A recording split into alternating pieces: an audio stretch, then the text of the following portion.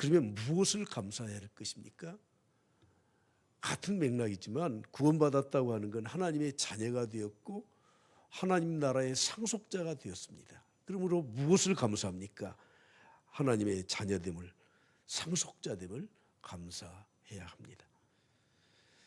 오늘 두 가지를 더 말씀드리려고 합니다. 그러면 우리가 무엇으로 감사할 것인가? 무엇으로 감사해야 됩니까? 우리의 열매를 바쳐드려야 됩니다. 그리고 마지막 어떻게 감사해야 될 것입니까? 말씀의 풍성함으로, 찬양으로 하나님 앞에 감사하라고 말씀을 하고 있습니다. 지난번 제가 말씀드린 것처럼 그리스도인의 감사는 상대적 감사가 아니고 절대적인 감사예요. 왜 그렇습니까? 하나님이 우리의 인생의 길을 인도하시기 때문에 모든 것이, 때로는 연약해서 넘어진 것, 질병, 가난, 또는 내가 범죄한 모든 것까지 하나님이 그것을 사용하셔요. 내가 도와드리는 것이 아니라 하나님이 그걸 사용하셔서 선을 이루시기 때문에 그렇습니다. 선을 이룬다는 건 궁극적으로는 구원을 말하는 겁니다. 그러므로 우리 그리스도인들은 하나님이 주신 은혜로 절대적인 감사, 다시 말씀드리면 범사에 감사해야 될 줄 믿습니다. 할렐루야. 예. 하박국 3장 17절에 말씀하죠. 없는 게 6가지가 나와요. 비록 무화과 나무가 무성하지 못하며 포도나무에 열매가 없으며 감람나무에 소출이 없으며 밭에 먹을 것이 없으며 우리의 양이 없으며 외양간에 송아지가 없을지라도, 여러분 다 없잖아요. 그런데 17절, 18절에 이렇게 말씀합니다. 나는 여호와로 말미암아 즐거워하며 나의 구원의 하나님으로 말미암아 기뻐할 것이라고 고백하고 있습니다. 우리 그리스도인들은 왜 감사해야 되는지, 무엇을 감사해야 되는지, 무엇으로 감사해야 되는지, 어떻게 감사해야 되는지, 오늘 저는 4가지로 나누어서 오늘 2가지 결론을 말씀을 드리고자 합니다. 오늘 무엇으로 감사할까? 그러면 무엇으로 감사해야 됩니까?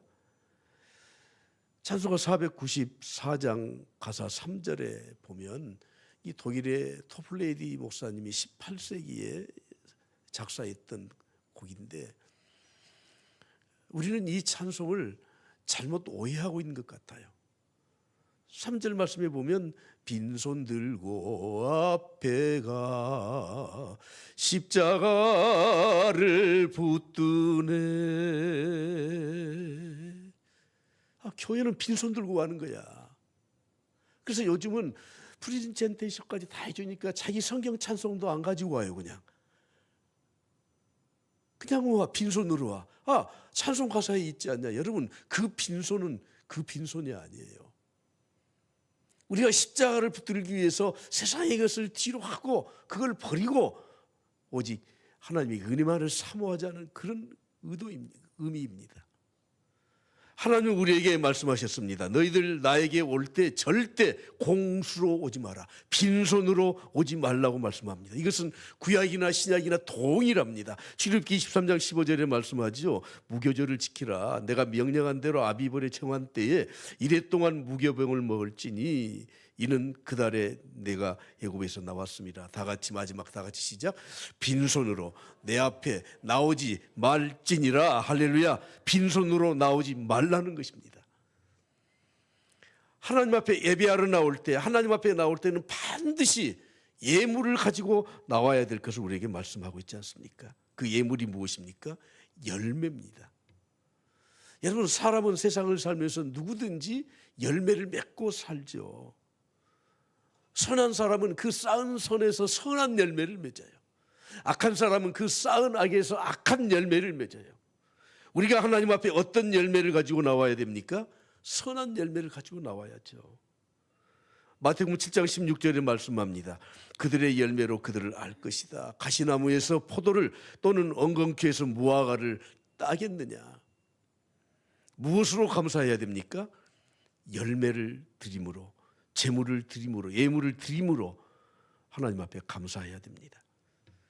가장 중요한 열매가 무엇입니까? 삶의 열매예요. 내 삶에서 얻어지는 열매예요. 하나님이 기뻐하시는 열매는 내 인생을 드리는 열매, 그것을 가장 기뻐 받으신다는 것입니다. 신앙생활을 10년, 20년, 수십 년 모태신앙으로 평생 신앙생활을 했는데도 불구하고 삶의 변화가 전혀 없습니다. 서신서에 보면 아주 직접적으로, 아주 리얼하게 우리 그리스도인들의 잘못된 것들을 지적하고 있습니다. 나는 예수 믿었으니까 나는 구원받은 하나님의 백성이야. 여러분, 맞는 말 같지만 우리에게 구체적으로 그렇다면 너희들은 삶의 열매가 있어야 되지 않느냐. 과거에 세속적인 삶을 살았던 거 이제는 버리라. 삶의 열매를 드리라는 겁니다. 좀 죄송하지만 혹시 아직도 금연을 못 하시고 아직도 음주에 대해서 마음에 거리끼신 분들은 그냥 하지 마시면 돼요. 그냥 안 하시면 돼요. 그 어려운 거 잘 압니다. 물론 저는 해보지 않았지만, 그러면서 금년에는 하나님 제 이 열매 이거 드립니다. 얼마나 멋있습니까? 예수 믿은 이후에도 삶의 변화가 없이 아직도 도둑질을 하는 사람들이 있나 봐요. 그래서 도둑질하는 자들은 다시는 도둑질하지 말라. 아직도 거짓말을 하는 분들이 계신가 봐. 거짓을 버리라. 악은 모든 모양이라도 버리라. 특히 우리의 감정을 주체하지 못해서 분을 일삼는 우리의 습관이 있다면 분을 내어도 해가 지도록 죄를 짓지 말라. 이젠 더 이상 화내지 마라. 삶의 열매를 드려야 되지 않습니까? 우리는 항상 빈손 들고 주께와 십자가를 붙드네. 이 찬송 때문에 그런지 모르지만 그냥 항상 빈손으로 와요. 빈손으로. 열매를 드려야 돼요. 우리의 삶의 열매를 하나님이 가장 기뻐하십니다. 로마서 12장 1절에 말씀합니다. 형제들아, 내가 하나님의 모든 자비하심으로 너희를 권하노니 너희 몸을, 내 삶을, 내 생명을 하나님이 기뻐하시는 거룩한 산제물로 드리라. 이는 너희가 드릴 영적 예배라고 말씀을 하고 있습니다. 하나님이 가장 기뻐하시는 열매, 삶 열매는 삶의 열매입니다. 내 몸을 하나님 앞에 바쳐드릴 수 있길 바랍니다. 우리 믿는 사람들에게 두 가지의 큰 사명이 있죠. 첫째는 영혼 구원의 사명이고 두 번째는 세상의 소금과 빛이 되는 사명이에요. 주님이 말씀하십니다. 너희 빛이 사람 앞에 비치게 해라. 너희 빛이, 우리의 빛이 하나님께로부터 받은 이 영광의 빛을 반사해서 그것을 투영해서 사람들에게, 세상 사람들에게 비치도록 해라. 그것이 너희의 사명이다. 근데 그 빛이 무엇입니까? 너희 착한 행실을 보고. 우리 그리스도인들은 착해야 돼요. 물론 착하다고 하는 의미를 좀 설명이 필요하지만 착하게 살아야 돼. 물론 악착같이 사는 것도 좋지만 착하게 살아야 돼. 그래야 하나님께 영광이 된다고 말씀하고 있습니다. 두 번째, 어떤 열매를 드려야 됩니까? 사역의 열매를 드려야 됩니다. 하나님이 나를 구원해 주신 것은 내가 천국 백성이 되게 하신 목적도 있지만 이 땅에 살면서 내가 해야 될 일을 맡겨주시기 위해서 우리를 구원해 주신 것입니다. 직분은 은사입니다. 하나님이 나에게 맡겨주신 이 사명, 이 직분에 맞도록 우리는 사역의 열매를 바쳐드려야 된다는 거예요. 주님이 비유로 말씀하시죠. 달란트의 비유에서 착하고 충성된 종아, 악하고 게으른 종아. 주의 일에 게으른 자들은 악하다고 말씀을 하고 있습니다.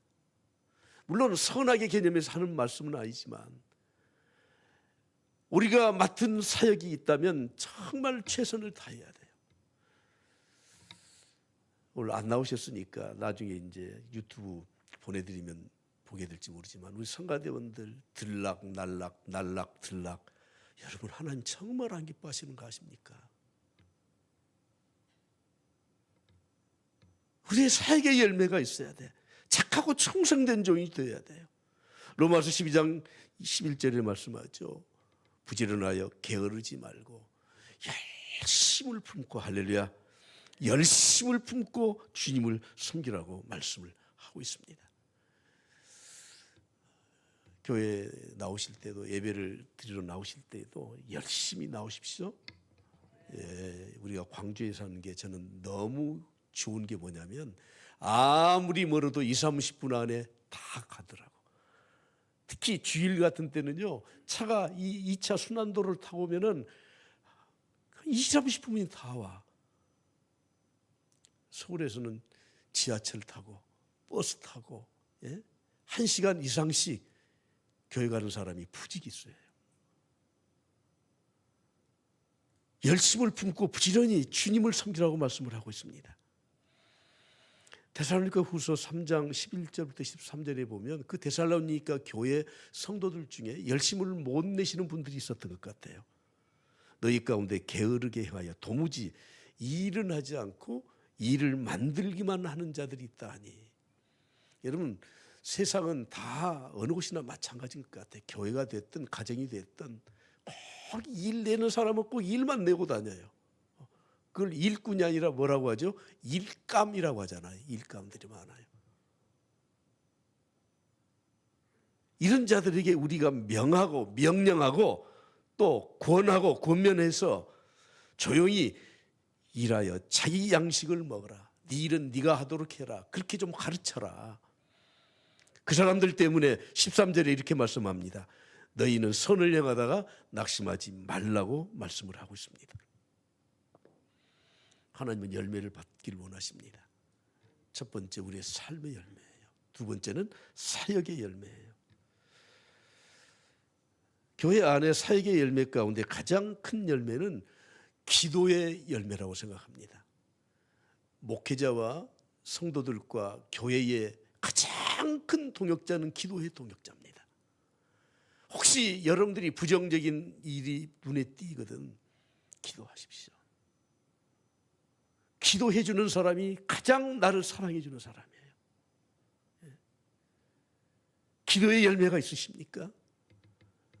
중보기도 있어서 기도하고 새벽에 나와서 또 자리를 지키면서 기도하고 성도들의 어떤 소식을 들으면은 병원에 입원했다, 난치병에 걸렸다, 그 가정에 슬픔이 있다, 교회의 여러 가지 행사와 모든 이 일정들을 따라서 하나님, 우리 교회, 우리 성도들 지켜주시옵소서. 때로는 여러분들이 손가락으로 이렇게 꼽아야 돼요. 그렇죠? 예. 그래도 장로님들 성함 정도는 알아야 되잖아요. 예? 그렇죠? 권사님들 손가락 꼽으면서, 우리 권사님들 회원들이면 회원들 손가락은 꼽을 줄 알아야죠. 기도의 열매, 가장 소중한 교회 안에 있는 사역의 열매입니다. 하나님 앞에 영광과 찬송을 올려드리는 열매, 얼마나 소중한지 모릅니다. 교회에 와서 그 교회의 영적 분위기를 알려고 하면 찬송 부르는 소리를 들으면 대개 판단이 다 되어버려요. 예배 시작하면서 찬송 부르는 거, 예배 시간에 찬송 부르는 거, 성가대원들이 찬양하는 거, 우리가 하나님 앞에 이 찬송과 영광의 사역의 열매를 드려야 됩니다. 사사기 9장에 보면 그 아비멜렉이라고 하는 기드온의 아들이 자기가 자기 형제 다 죽이고 왕이 되려고 70명의 형제를 죽였습니다. 막내 요담이 살아났습니다. 그리고 요담이 은유적으로 나무를 비유해서 말을 하죠. 감람나무에게 갔습니다. 당신이 우리 나무들의 왕이 되어 주소서. 감람나무가 뭐라고 말을 합니까? 나의 기름은 하나님과 사람을 영화롭게 하나니 어찌하여 이것을 버리고 나무들 위에 우쭐하랴. 무화과나무에 갔습니다. 무화과나무도 똑같은 말을 합니다. 나의 단 것과 나의 열매를 어찌 버리고 나무들 위에 가서 우쭐하랴. 포도나무에 갔습니다. 하나님과 사람을 기쁘게 하는 나의 포도주를 어찌 버리고 나무들 위에 우쭐하랴. 마지막으로 가시나무에게 갔습니다. 가시나무는 아비멜렉을 상징하는 나무죠. 가시나무가 이렇게 말을 합니다. 그래, 잘 왔다. 내 그늘에 피하라. 그렇지 않으면 불이 가시에서 나가서 너희를 다 살릴 것이다. 사랑하는 성도 여러분, 오늘 우리가 하나님 앞에 감당해야 될 이 사역의 사명이 누구에게든지 다 있습니다. 그 사명을 버리고 우리는 세상에 너무나 오지랖 넓게 세상 일에 가장 관심을 가지고 살고 있지 않습니까? 아이고, 목사님 오늘 설교가 이걸 빨리 마치고 좀 더 갈 데 있는데요. 우리의 사역에 어떤 열매가 있든지 그 모든 것은 다 하나님께 영광으로 다 올려드려야 돼. 모든 영광을 하나님께, 모든 영광을 하나님께, 온 마음과 뜻 다해 주 사랑합니다. 모든 영광을 하나님께. 할렐루야. 곡은 좀 틀려도 가사는 안 틀렸어요.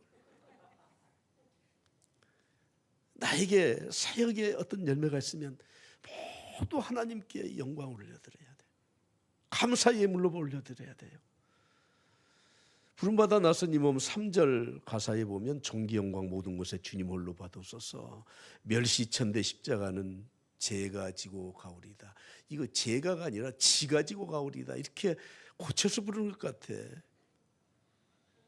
이름 없이 빛도 없이 감사하며 섬기. 사랑하는 성도 여러분, 우리 사역의 열매가 있다면 다 하나님 앞에 열매로 바쳐드려야 돼요. 자, 복습합시다. 첫째, 어떤 열매? 삶의 열매. 두 번째, 사역의 열매. 세 번째는 영혼 구원의 열매입니다. 여러분, 구원은 공로 없이 믿음으로 받지만 상급은 우리가 이 세상에서 행한 대로 하나님이 면류관으로 상급을 주십니다. 그래서 하늘나라에서 가장 큰 상급은 순교자의 상급이에요. 복음 전하다가 목숨을 잃은 자들의 상급이 가장 큰 상급이라고 말씀합니다. 영혼 구원, 전도의 상급이 있으십니까? 가족들에게도 교회 나가라는 말은 하는데 예수 믿자는 말은 별로 잘 안 하시는 것 같아요. 그러니까 교회를 안 와요. 예수님 믿을 수 있도록 복음을 전하면은 교회에 올 수밖에 없어. 랄프 윈터 박사는 기독교 인구를 약 30%로 잡았습니다. 물론 캐톨릭이 다 포함되어 있습니다. 한 반반 정도 되죠. 세계 80억 인구 가운데 약 30%가 기독교 인구라고 합니다. 근데 이 랄프 윈터 박사는 교회에 대해서 연구하는 학자거든요. 근데 정말 구원을 받은 사람들이 몇 퍼센트나 될까? 80억 인구 가운데 기독교인은 30%라는데 그는 5%로 봤어요. 그러니까 30% 중에서 5%가 아니라 80억에서 5%니까 약 5분의 1, 4분의 1 정도밖에 되지 않는다는 거예요. 여러분을 핀찬 주기 위해서 드리는 말씀이 아니에요. 그냥 교회만 다니는 거죠. 예수 그리스도를 영접해서 정말 구원의 감격 속에서 신앙생활을 하느냐. 그 결과를 보면 어떻게 할 수 있냐면 전도해서 열매를 맺어본 경험이 있는 사람이 교회에 출석하는 사람들의 10% 정도 된다는 거예요. 여러분, 정말 구원받아서 하나님의 자녀가 된 이 감격과 이것이 우리 인생의 가장 소중한 것이라고 하면은 당연히 전도를 할 수밖에 없는 거죠. 전도해본 경험이 있는 사람이 성도 중에서 10%, 90%는 아직도 자기 입으로 교회 가자는 말뿐만 아니라 예수 그리스도의 복음을 전하지 못했던 그런 벙어리 신자라고 하는 거예요. 하나님이 받으시는, 기쁘게 받으시는 열매, 영혼 구원의 열매입니다. 다니엘서에서 말씀하죠. 지혜 있는 자는 궁창의 빛과 같이 빛날 것이요 많은 사람을 옳은 대로 돌아오게 하는 자는 별과 같이 영원토록 빛날 것이라고 말씀하고 있습니다. 평생 내가 전도해서 구원받은 그 상대가 도대체 손가락으로 꼽아서 몇 명이나 되십니까? 오늘 새벽에 읽었던 말씀 가운데 보면 로마서 16장 5절에 말씀합니다. 에베네도라고 하는 사람, 아시아에서 그리스도께 처음 맺은 열매라는 거예요. 바울 사도가 수십 년 동안 1차, 2차, 3차, 4차 선교 여행을 하면서 가장 첫 번째로 구원의 열매를 맺었던 그 사람은 평생 잊지 못해요. 에베네도라고 하는 사람이에요. 바울은 이렇게 고백합니다. 나의 사랑하고 사모하는 형제들, 성도들을 가리키죠. 빌립보 교회 성도들을 가리켜요. 그들이 무엇입니까? 나의 기쁨이다. 그것이 성도들, 당신들이 나의 기쁨입니다. 나의 면류관입니다. 나의 상급입니다. 여러분, 오늘 우리가 믿음 생활을 하면서 분명히 기억하십시오. 내가 구원받았습니까? 구원받은 이것보다 소중한 건 세상에 없어요. 그러면 마땅히 내 입을 열어서 예수 그리스도의 복음을 전하고 그들의 영혼을 하나님께로 인도하는 것은 너무너무 당연한 겁니다. 제가 시카고에 방문했을 때 그 장로님과 함께 D.L. 무디의 그 성경학교를 하루 종일 제가 가서 보고 견학을 했었습니다. 우리가 잘 알듯이 D.L. 무디는 17살의 신앙생활을 시작했습니다. 원래 보스턴에서 자기 삼촌의 구두방에서 일을 하면서 그때 보스턴에 있는 커크 목사님에게 복음에 대한 확신을 얻었어요. 그리고 시카고로 이주를 했었죠. 그때 주일학교 교사였던 에드워드 킴볼에 의해서 정말 생명을 사랑하는 것을 배웠어요. 우리는 그 커크 목사나 에드워드 킴볼에 대해서는 잘 몰라요.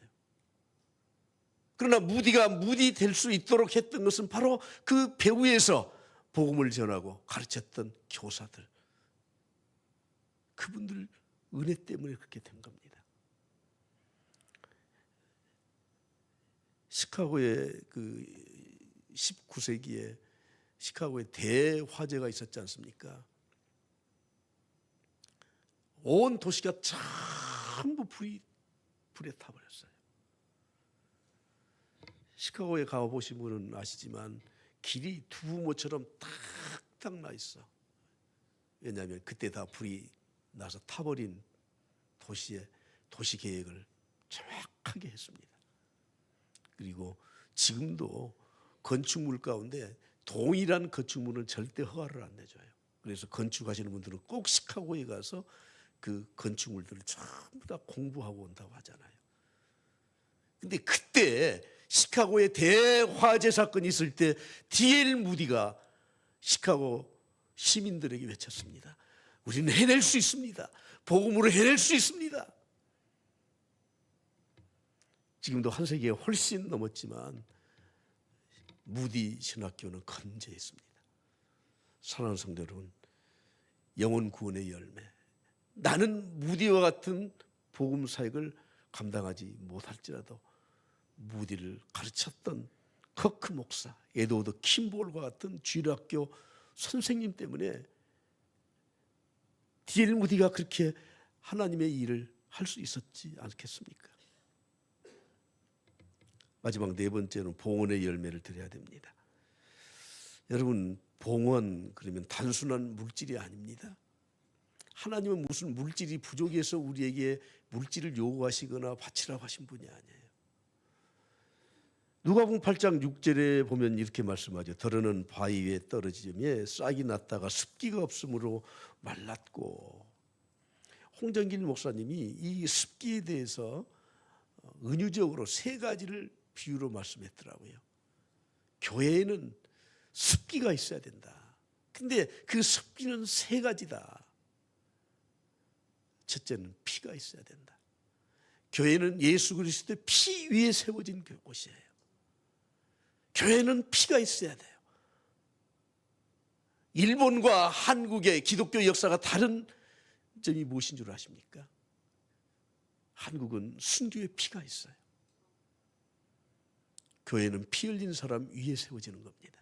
예수 그리스도의 십자가 위에 피에 세워지는 겁니다. 두 번째는 땀이 있어야 된다는 거예요. 사랑의 수고예요. 사랑을 하면 말로만 먹어 그러지 않습니다. 자기가 직접 해다 줍니다. 세 번째로는 눈물이 있어야 된다는 거죠. 교회는 기도에 눈물이 있어야 돼요. 봉헌의 열매라고 하는 것은 여러분 단순한 물질 얼마를 드리는 게 아니에요. 여러분들이 오늘 헌금을 얼마를 하셨는지 저는 모르지만, 그러나 그 헌금에 내 피와 눈물과 그리고 땀이 서려 있는 예물을 바치느냐. 두 렙돈의 봉헌을 했던 과부, 주님이 칭찬하신 이유가 무엇입니까? 그 예물에는 피와 땀과 눈물이 있었기 때문입니다. 피와 땀과 눈물이 없는 것은 진정한 복원이라고 할 수 없습니다.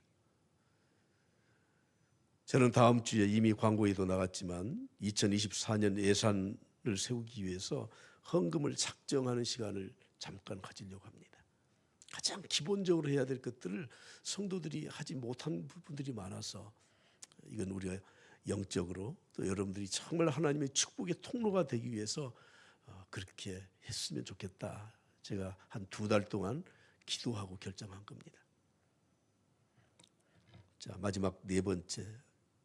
첫 번째는 뭐예요? 왜 감사해야 되는가? 두 번째, 무엇을 감사해야 되는가? 세 번째, 무엇으로 감사해야 되는가? 네 번째, 어떻게 감사해야 되는가? 16절 말씀 다 같이 봅니다. 그리스도의 말씀이 너희 속에 풍성히 거하여 모든 지혜로 피차 가르치고 권면하고 시와 찬송과 신령한 노래를 부르며 감사하는 마음으로 하나님을 찬양하고. 오늘 15절 말씀 우리가 보지 않았지만 골로새서 3장에 보면 세 가지로 감사해야 돼. 어떻게? 세 가지를 가지고. 첫째는 말씀이 풍성히 거해야 됩니다. 말씀이 풍성히 거하면 하나님 앞에 온전한 감사를 드릴 수 있습니다. 말씀이 풍성히 거하는 것은 성령 충만함과 동일합니다.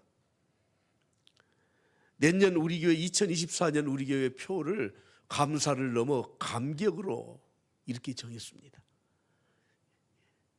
그냥 감사가 아니라 감격, 감동, 감격. 정말 내 안에 어떤 충동적인 하나님의 이 역사심으로 하나님 앞에 헌신하고 감사하자. 그런 의미로 그렇게 정했습니다. 아시시의 성자라고 부르는 프란치스코가 하루는 길을 가다가 어떤 여인네가 물동이를 이고 가는데 물이 한 방울도 넘쳐 흐르지를 않아요. 근데 물이 가득 찬 것 같아요. 그래서 다가가서 물었어요. 아니, 어떻게 그렇게 얌전하게 걸음을 걸으시는지 물이 한 방울도 물동이 밖으로 나오지 않네요. 그랬더니 그 아주머니가 물동이를 내려놓고 보여줬어요. 여기 보십시오. 보니까 그 물동이 위에 지푸라기로 다 가려져 있는 거예요. 그래서 프란체스코가 손뼉을 쳤습니다. 그래, 내 안에 있는 욕망과 불평과 내 안에 있는 짜증과 이 모든 것을 그 위에 십자가의 은혜로 덮으면, 하나님의 말씀으로 덮으면 그들은 더 이상 넘쳐나지 않을 것이다. 할렐루야. 예. 어떻게 감사해야 됩니까? 말씀의 풍성함으로 감사해야 되는 겁니다. 마음에 분노 가득 찰 때 기도했나요? 나의 앞길 막는 친구 기도했나요? 할렐루야. 어떻게 감사해요? 예, 말씀의 풍성함으로. 아무것도 염려하지 말고 다만 기도와 간구로 너희 구할 것을 감사함으로 하나님께 아뢰라. 사랑하는 성도 여러분, 하나님의 말씀과 성령 충만하고, 두 번째는 찬송으로 감사하는 겁니다. 신령한 노래를 부르며 감사하라고 말씀합니다. 새 노래를 부르며 감사하라고 말씀합니다. 오늘 새벽에 시온성가대가 찬양을 하는데 저는 지금까지 우리 교회에서 30년 가까이 찬양을 들으면서 오늘처럼 내 마음에 야 했던 찬양이 없어요. 다음 주는 할렐루야 그렇게 합시다. 아니, 내가 느끼는 게 그래. 여러분들이 잘못했다는 말이 아니고. 새 노래. 그럼 날마다 새 곡을 불러야 되느냐? 아니, 내 심령을 새롭게 하면 새 노래. 어제 불렀던 찬양, 그제 불렀던 찬양, 매일 부르는 찬양이지만 매일처럼 내 심령을 새롭게 하면 새 노래가 되는 겁니다. 15절 말씀이 이렇게 말씀하죠. 그리스도의 평강이 너희 마음을 주장하게 하라. 너희는 평강을 위하여 한 몸으로 부르심을 받았나니, 다 같이 시작. 너희는 또한 감사하는 자가 되라. 감사하는 자가 되라. 어떻게 감사해야 돼요? 나는 감사하는 자가 되면 돼요. 탈무드에 이런 글이 있습니다. 세상에서 가장 현명한 사람은 배우는 사람이요, 세상에서 가장 강한 사람은 자신을 이기는 사람이요, 세상에서 가장 행복한 사람은 감사하는 사람이다. 믿음을 가진 사람의 특징은 모두가 다 감사하는 삶을 산다는 겁니다. 다니엘을 보십시오. 기도하게 되면 사자굴 속에 던짐 받은 것을 알았습니다. 그럼에도 불구하고 다니엘서 6장 10절 말씀에 보면 왕의 도장이 찍힌 것을 알고도 마지막 부분에 보십시오. 그의 하나님께 어떻게 했어요? 감사기도 했습니다. 감사기도. 요셉은 하나님이 함께 하심으로 형통한 자가 되었다고 말씀을 하고 있습니다. 형들에게 팔려가면서 원망하고 불평하고 욕하고 저주한 게 아니에요. 오늘 저는 지난번에 드린 말씀과 함께 결론으로 말씀드리고자 합니다. 따라서 합시다. 축복의 통로인 감사. 감사는 축복의 통로다. 감사라는 말은 히브리어로 토다라는 말을 쓰고 있는데 내어 던진다는 말이에요. 감사가 무엇입니까? 내 자신을, 내가 당하고 있는 모든 일을, 그것이 기쁜 일이든지 슬픈 일이든지 하나님께 그냥 다 던져버려요. 다 맡겨드려 버려요. 그것이 감사라는 의미라는 겁니다. 어떤 문제든지 하나님께 맡기고 신뢰하는 사람만이 감사할 수 있는 것이 아니겠습니까? 그러면 하나님은 우리에게 어떤 축복을 주시느냐? 감사하는 자에게 하나님은 어떤 축복을 약속하셨습니까? 마태복음 11장 28절 수고하고 무거운 짐 진 자들아 다 내게로 오라. 수고하고 무거운 짐을 주님 앞에 다 맡겨드리면 내가 너희를 쉬게 하리라. 우리 인생의 무거운 짐을 다 맡아주시고 쉬도록 하나님이 우리에게 축복을 약속하셨습니다. 다윗은 너무 힘들고 어려운 삶을 살면서 시편 23편에서 이렇게 고백하잖아요. 내가 사망의 음침한 골짜기로 다닐지라도. 여러분, 사망의 음침한 골짜기 한번 다녀보신 경험이 있으십니까? 사업 때문에 너무너무 힘들어. 질병 때문에 이젠 더 살 소망이 없어. 나를 괴롭히는 수많은 사람들과 환경 때문에 이제 나는 살 소망이 끊어진 것 같은. 근데 뭐라고 말씀하시죠? 해를 두려워하지 않을 것은 주께서 나와 함께 하심이라. 다 같이 시작. 주의 지팡이와 막대기가 나를 안위하시나이다. 나를 안아주셔요. 나를 안아주셔. 시편 37편 5절 6절의 말씀을 합니다. 내 길을 여호와께 맡기라. 던져버리라. 맡겨버리라. 감사해라. 그러면 그가 이루어 주신다. 내 의의 빛같이 나타내시며 내 공의를 정오의 빛같이 하실 것이라고 말씀을 하고 있습니다. 오늘 칼럼에도 잠깐 또 소개했던 글이 있지만 미국의 듀크 대학에서 헤럴드 퀘니 박사팀이 연구했던 것을 보면 신앙을 가지고 매 주일 예배에 참석하면서 감사하는 사람들은 일반인들보다 평균 수명이 7년이 더 길었다는 거예요. 여러분, 사회과학에서 이런 걸 조사해서 데이터를 내는 건 그냥 하는 거 아니에요. 제가 사회과학을 했잖아요. 우리나라 통계는 대개 보면 신앙을 가지고 마지막까지 믿음을 지키는 사람들이 약 5년 동안을 건강하게 더 평균 수명이 길었다는 거예요. 하나님은 감사를 통해서 우리의 삶을 안정시켜 주시고 육신의 질병과 삶의 고통에서 해방시켜 주시는 은혜를 우리에게 베풀어 주십니다. 헬그 케니 박사가 4,000명을 대상으로 조사를 해봤더니 규칙적으로 예배에 참석하면서 감사하면서 살았던 사람은 고혈압과 우울증 치료에 탁월한 효과가 있었다고 발표하고 있습니다. 여러분, 그래도 감사하지 않고 사시겠습니까? 마지막으로 저는 뇌성마비 송명희 시인의 범사에 감사하라 하는 시를 소개하고 기도하려고 합니다.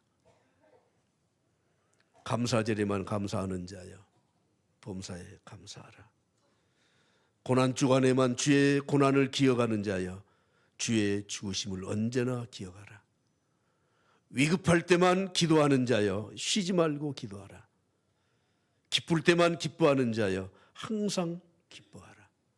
오늘도 이런 은혜가 우리 모두에게 있기를 그리스도 이름으로 간절히 축복합니다.